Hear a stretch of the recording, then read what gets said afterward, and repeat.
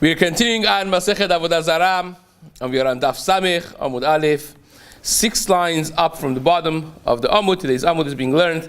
The Schud Refuah Shalma of Rachel Simcha Bat Nahit, that should have full recovery, Be'ezrat Hashem, Amen.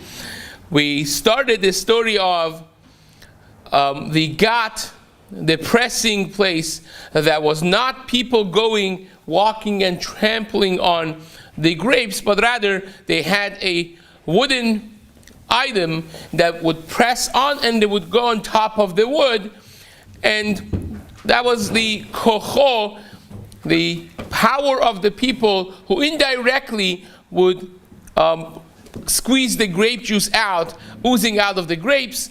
And we mentioned that you could have also koach kocho. That means you turn a wheel and that basically presses a log on top of the grapes, the more sophisticated way of doing it, and that would be koach kocho. You are moving something which moves in turn something else that's going to squeeze the grape juice. That would be koach kocho, and that's the Gemara's discussion over here. Matzra zaira, when you have this pressing system, a gat de endorchin ela kovshin bekora, that you don't go stamping the grapes with your feet, but rather you have a log, a heavy piece of wood that you basically press on top of the grapes. And in this case, says the Gemara, Rav Papi Shari, Rav Ashi vitma Rav Simi Barashi Asar. Rav Papi said it's mutar. Rav Ashi or Rav Simi Barashi said it is asur. So says the Gemara, Bekocho, there are 2 ways of saying this. Bekocho kula alma lo pligidasir. When you have koach, your direct koach, you're going on top of a log and weighing down on the grapes, kule alma lo pligidasir. That everyone agrees that it should be asur, because it's direct. It's not your hands, it's not your feet, but it is direct pressing with your weight, with your koach, that squeezes the grape juice oozing out of the grapes, and therefore it's asur. Ki pligi, the machloket of Rav Papi and Rav Simi Barashi or Rabashi is only bekoach kocho. When it's a power of yours that's twice removed, you are moving something which in turn moves something else that crushes the grapes. That's when there's machloket, that some say it's mutar. Rav Papi says it's mutar. But when you go and jump, if the goy would go and jump on top of the log itself, direct koach of a goy, it would be asur according to everybody. That's one way of saying it.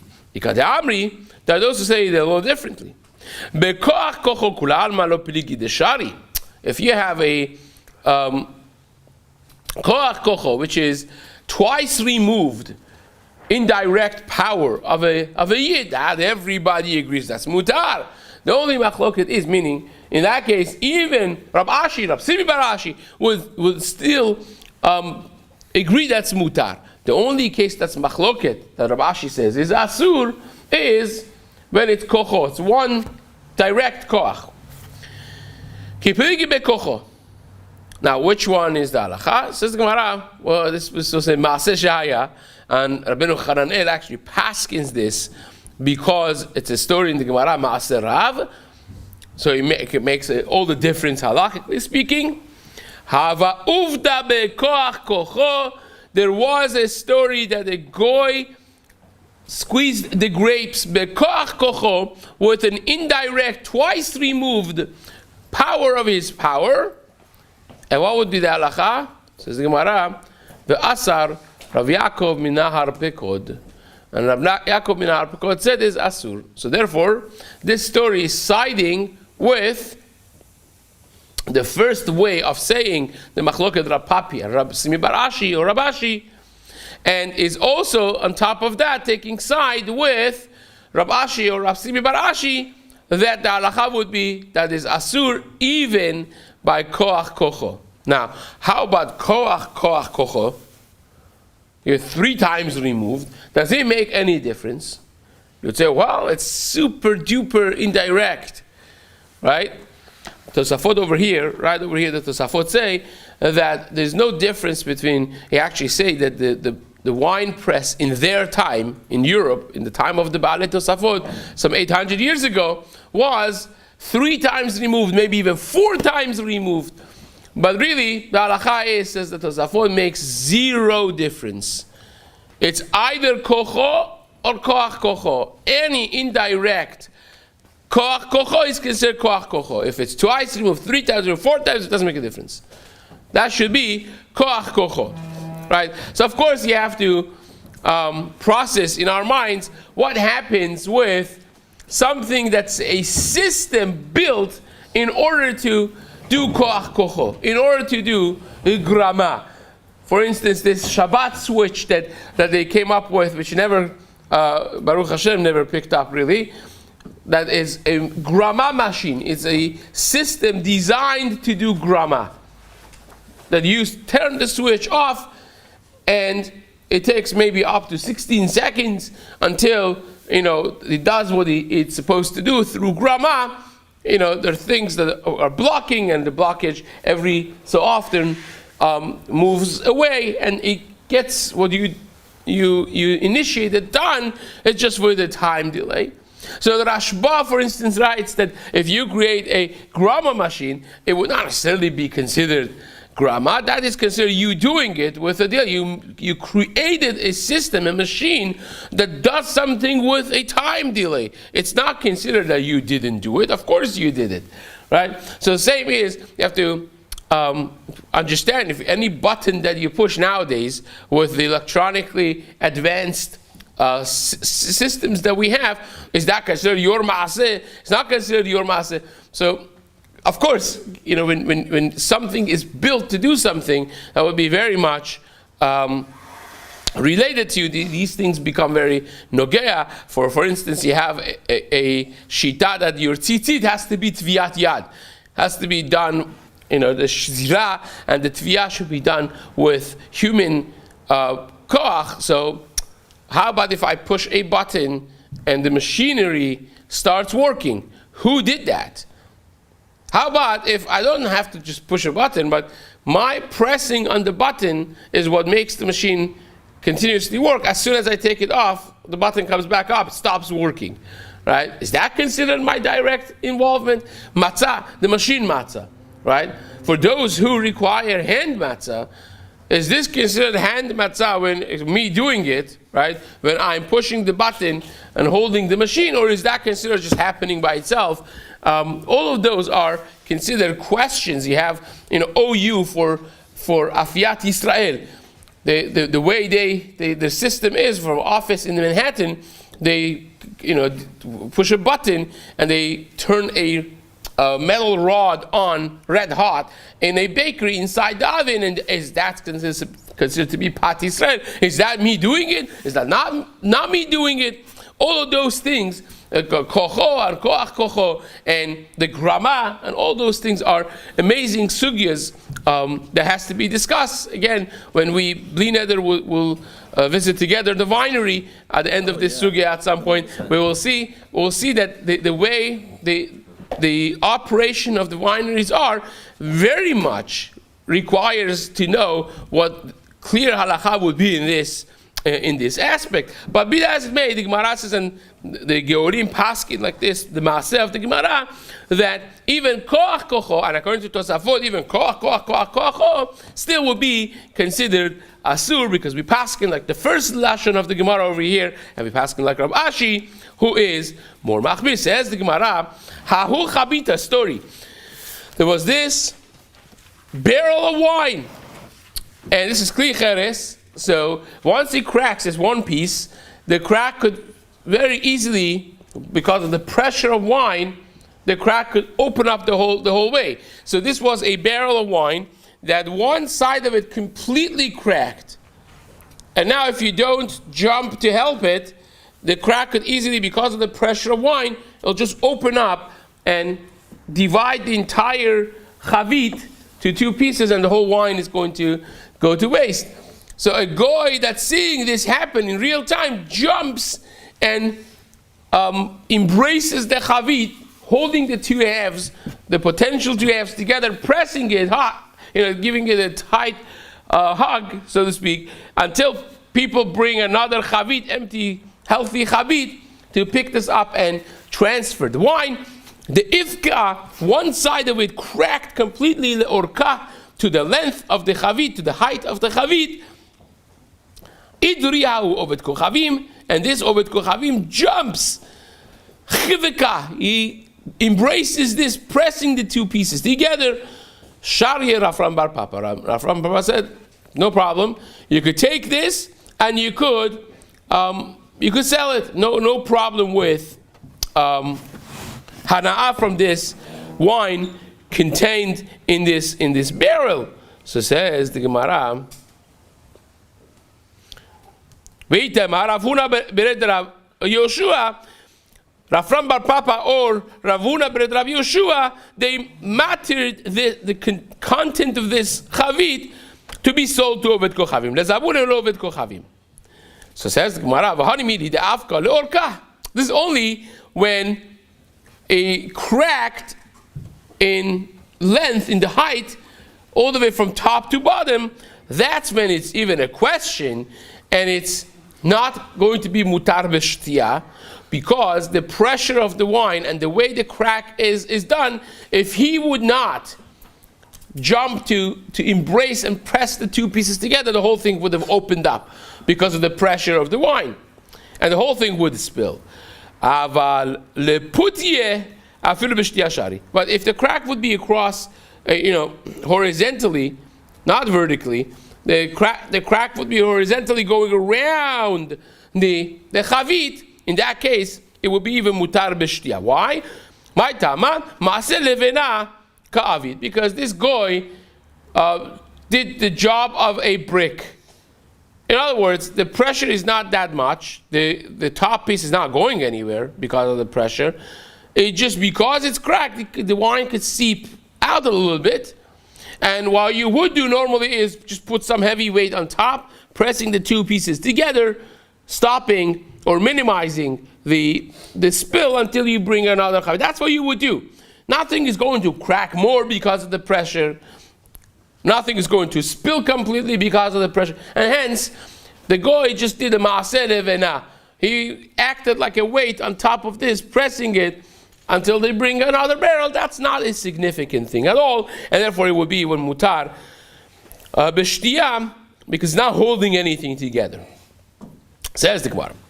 Hahu ovet kochavim dishtakach davakai b'ma'asarta.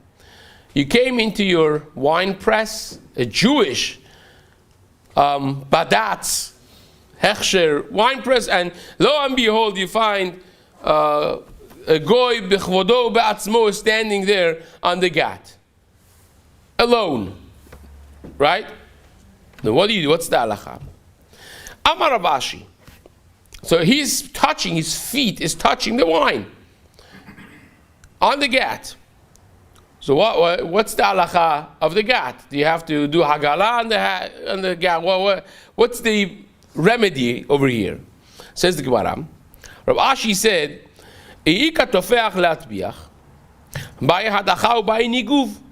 if you have enough wine on the surface of the gat that when you touch it, it makes your hand wet enough that would wetten another surface, that's tofeach al menat latbiach. And that the surface could make something wet enough to make another dry item wet. That's tofeach al menat. If it has that much wine that could do this, then you have to have a whole process. You have to bring, according to Rashi, you have to bring efer, ashes, spread ashes all over the gat to absorb the wine that's there already. Then you have to wash it with water, and then you have to dry it again with bringing these ashes and putting it there to absorb everything again and scrape it away and put it out. So that would be the process. But if not, if it's just so minute, the amount, that it does not require, it does not create a situation in which it would wetten your hand enough to be matpiach, to wetten another item, then ba'adacha ba'al masagila. You could just wash it and dry it, and you don't even have to really do the drying. You just hadacha, you rinse it off, and it's fine. Now, there's a big problem over here because, and the Tosafot asked this question. So it says, wait a second, I don't get it. If it's not tofeach al minat latpiach, you only wash it, you don't have to dry. Is it wine or is it not considered wine? If it's wine, why don't you have to dry it? And if it's not considered wine, why do you have to rinse it? Make your mind. It's either or. It's either considered wine, this little wetness of the wine, it is. I mean, in chemistry, if you would test it in the lab, this is wine. So if it is wine, why do you not have to dry it and go through the whole process? Why do you have to just rinse it and that's enough? And if it is not wine, so then why do you have to rinse it? Just kick the goy out and do your thing. So the Tosafot answered in the name of Rashbam that it is actually a third category. There's not wine, there's wine, which is tofeach harma, and then there's this, which is, it is wine, but it's not considered attachment to the wine that is absorbed in the thickness of the gat, which is klicheres also. So therefore, washing it is sufficient. You don't have to go through the whole process of scraping it off. But the Ritba and the Rambam say, no, this is not considered wine. It's so minute, if it doesn't make anything else wet, it's so minute, the rotav over there, the wetness, is so minute, it's not considered wine halachically. So why do you have to wash it? In Achinami, you would not have to wash it, but it's marid ayin. If you have a goy there and then you don't even wash it afterwards, Hashem Yirachem. So therefore you have to wash it off because of marid ayin, and that's the shita of the Ritva and the Rambam. There are others who have other nuances to answer this question, but that should suffice. It says the new Mishnah. Says the Mishnah, Oved kochavim shenimtza omed betzat habor. You come, you see on your security cameras that the goy is going towards your pit, the bore of wine, that all of your content of wine is there. No longer the gat on top, but this is the container on the bottom, that all the wine pours there.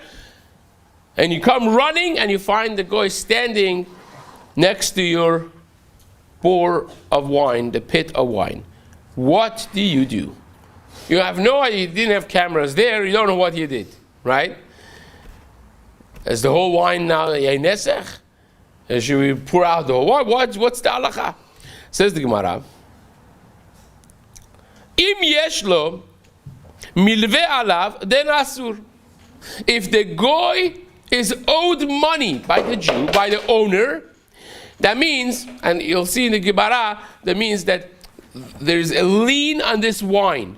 When you wanted to go in the wine business, you borrowed some money from this goy, and he said, I'm going to the wine business over here, I'm going to be making some wine, and now you have to pay him back. So he has a lien on this wine.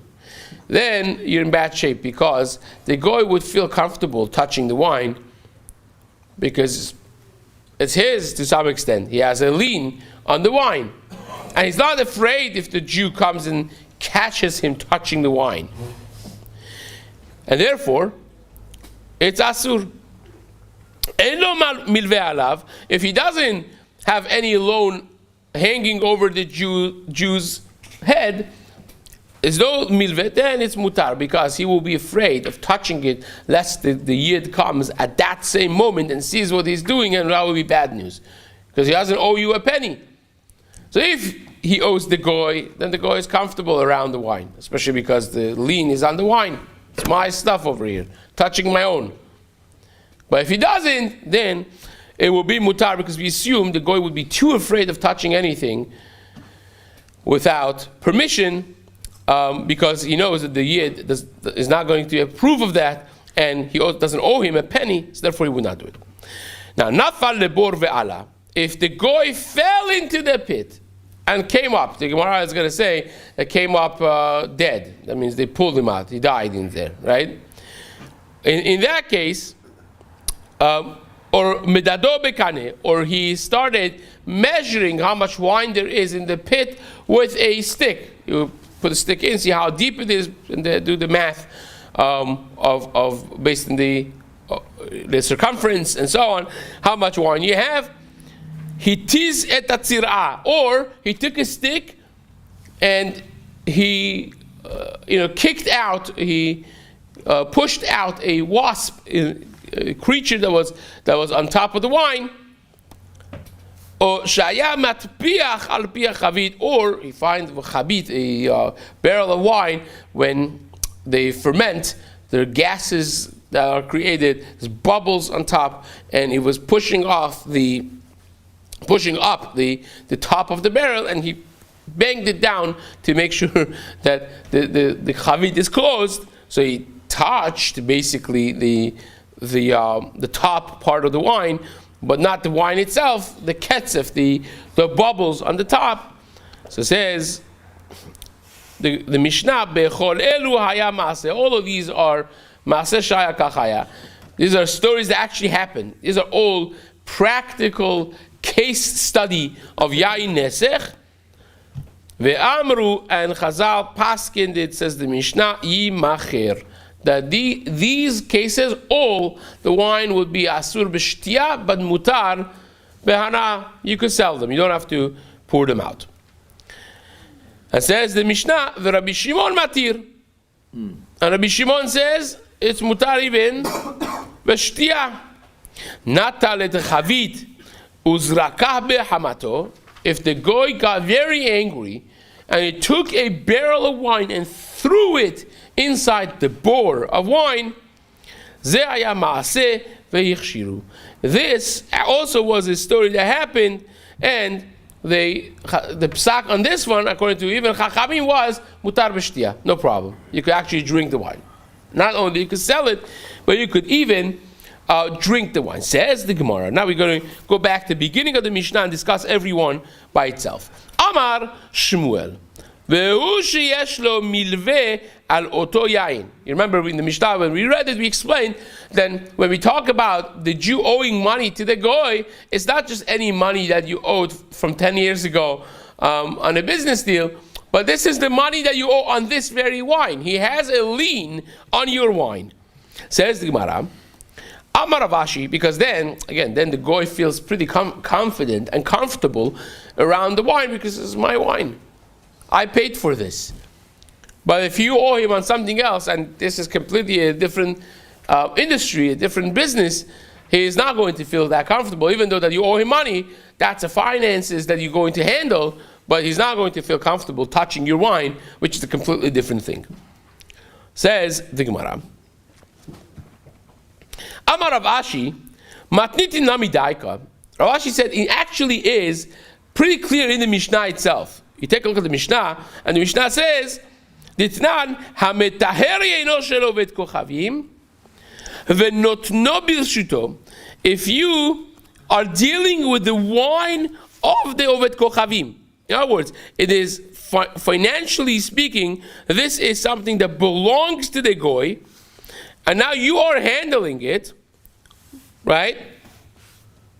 You are processing the grapes that belong to the goy. You are going through the process of wine making for the goy, and he wants to sell it to a Jew. In other words, you partnered up with a goy to make Baron Herzog kosher lemahadarin wine. So the goy knows he can't touch it. So you partner up, he provides everything, you do everything. Right? But who does the wine belong to?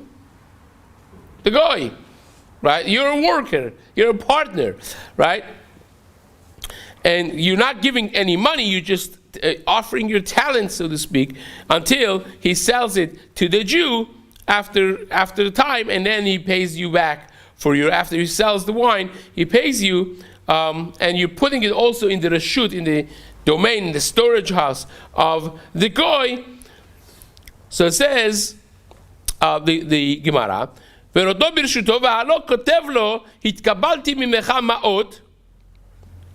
the goy writes for him, I accepted your money, then it's mutar, right?